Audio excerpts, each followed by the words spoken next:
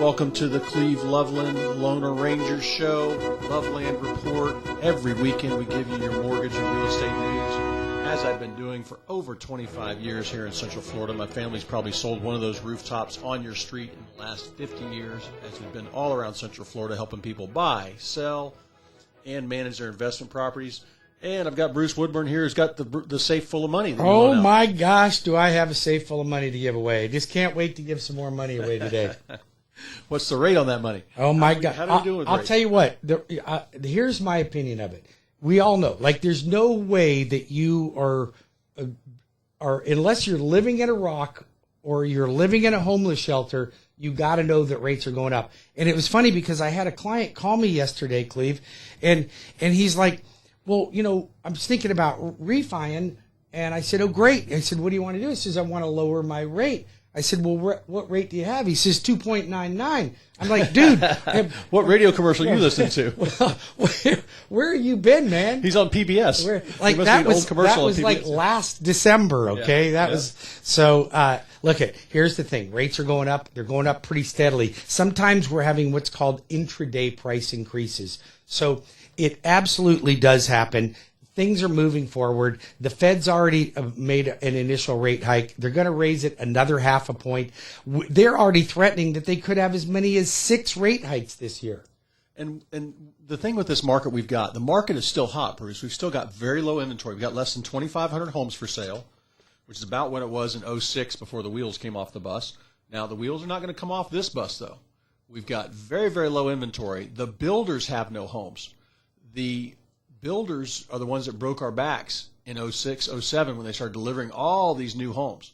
So we don't have that going on right now.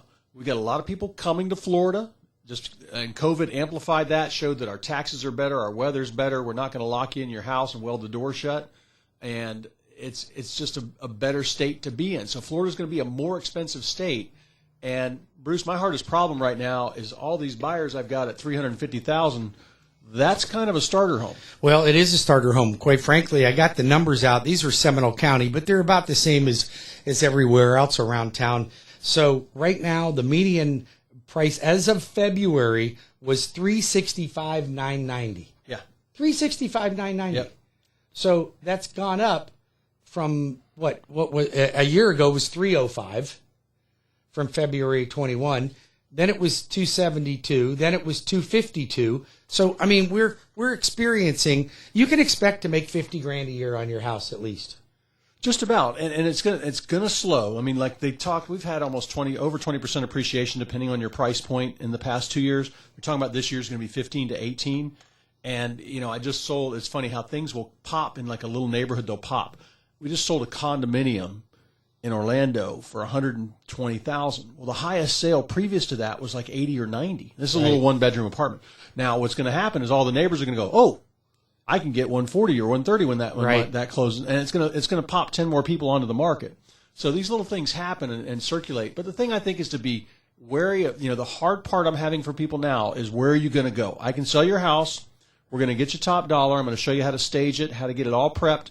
But then we're going to have to work on the next problem. Can you buy without selling? So you really need to and that's why you and I work well together, because that client needs to feel comfortable, because they get nervous about that. What if I got a buyer for my house, but I haven't found the house I want yet? I can't buy the house I want yet because they don't take a contingency on the one I got to sell. So it takes people like us to look at that and do what we can to remove all contingencies. So there's many things that you and I do to help our client when it comes to that.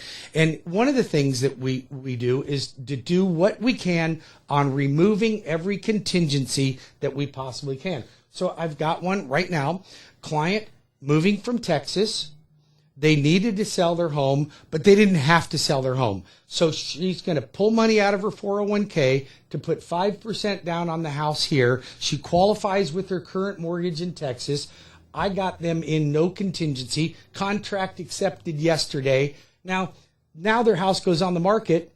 They'll end up selling it and putting more money down. And just in case, let's say they didn't, or something happened to the Texas house, you can recast the mortgage. I'm going to recast the mortgage. You know what? I mentioned that, I have other loan reps from other companies, bless their little hearts, will come wandering by my office sometimes, or I'll run into them at a function. and they say, well, I've got great products. And I'll just ask them about a couple of your different products that you've got that are just amazing, unbelievable, as you would say. And they look at me like I'm crazy. Absolutely. Like I've got a third eye on my forehead. And it just amazes me. That's one thing that CrossCountry has done, and I've been in this business for a long time, and I've always watched. That's one thing I learned is everybody's got the same rates. Right. And then people say they have different products, but you actually do. I absolutely do have different products. Matter of fact, I've got products that I don't think most companies do. First of all, I do all kinds of renovation loans. I do renovations on FHA. Well, there's a lot of lenders that do that. But I have my own department that specializes in most lenders. If you go to a lender that doesn't do a lot of construction loans or renovation loans, I'm going to tell you, run from them as fast as you can. They don't know what they're doing. Yeah. It's a specialized products. Renovation, construction perm, FHA construction perm, VA construction perm. So listen, I just went back and we went and redid all of our construction perms.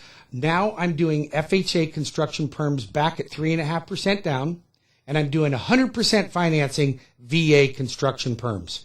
100% financing VA construction perm. There ain't a lender that I know of anywhere that's got that problem. If you're a veteran, you don't want to get in the rat race of buying in one of these communities that you can't even park your jet ski in the side yard. Yep.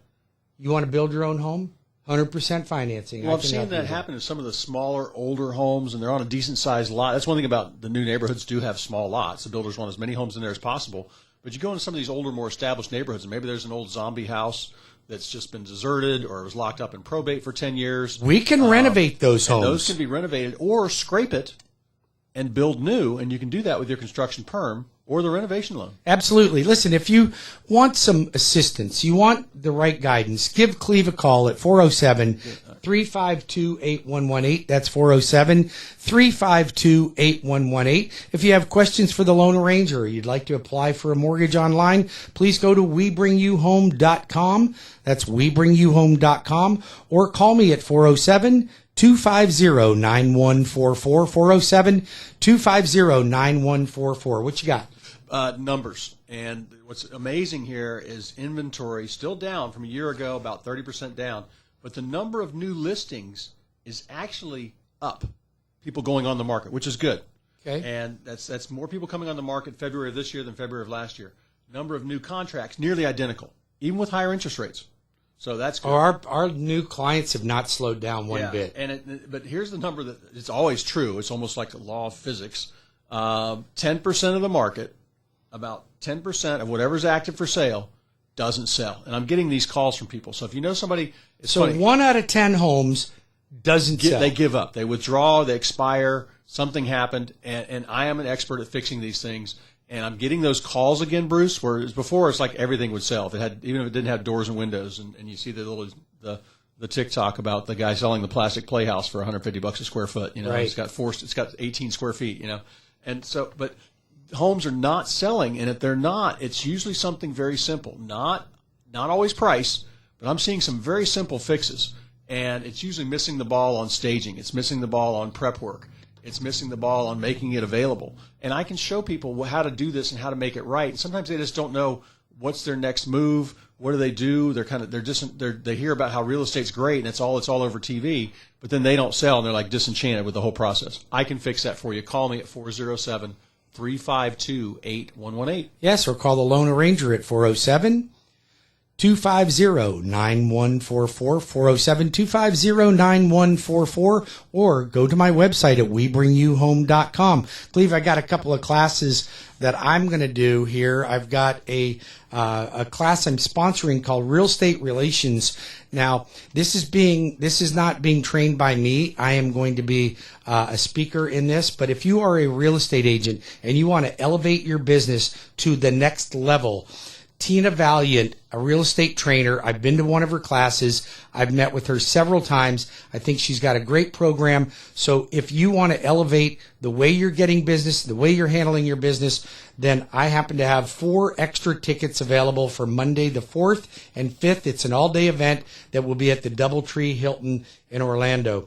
And then I'm teaching a real estate outreach class. This is so young people can understand how to build credit, how to open credit, how to manage their credit, how to save, how to budget, and I'm going to be teaching a class on February the 13th at 6 p.m. will be a Zoom class. Go to WeBringYouHome.com to my events page, and you'll see all the classes that I'm teaching there. All right. Got some articles here out of Fox Business I want to talk about. This always cracks me up. The best place to buy a beach home. And this is On an the article. beach? Yeah. This is all articles about how beach homes have appreciated around the country. But I'm going to tell you, don't buy that beach home. We'll buy you an investment property. We'll leapfrog you out of your house. Yeah, there you go. Another big hole in the hole in the water to throw your money into. Everybody I've met in my 30 years in real estate that buys the beach home, unless they're retiring there and they're not working, they are actually there, and then maybe they do their summers up in the Hamptons. But when you do that, everybody I run across after a couple of years of paying those condo dues, and they think they're going to use it 5 days a week, and they use it 5 days a quarter, right? And they try and rent it out, and they just break even on it, and they're not as good an investment as a rental property.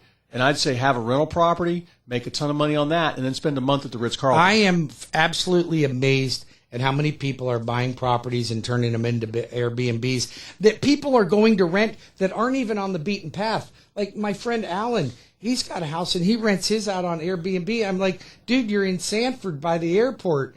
And and it's a beautiful home. It's got a little pond and everything. But I'm like, do people come from New Jersey and Canada and want to rent one of these places like that? Like, I mean, for me personally, I wouldn't think that would be the case. He's like, dude, I am booked up. Yep. So, I mean, you think that you want to do an Airbnb, I'm going to do it on the beach or I'm going to do it on It's a some river. work. Somebody's got to work on that. Right. And so, but one thing I'd say, I could tell you another story about a gentleman coming to town buying some Airbnbs. You're doing his loan. He has one in another city. Yeah. Well, he got a professional squatter.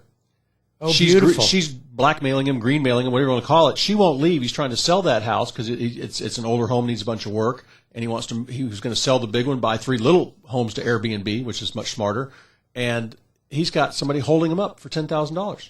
So there's pitfalls. They won't move out, and she's got him. What state is that in? That is in I can't remember. Because Utah. You don't usually find that in Florida. Well, this woman knew the laws, knew everything going on, and just professional squatter, and you can't get rid of her. So he can't, and she knows she's got him over a barrel, and $10,000 by the time you get an attorney, will get rid of her. Yeah. So if you know a guy, but anyway, if you know a guy, all these things have. That's why we manage about 80 properties.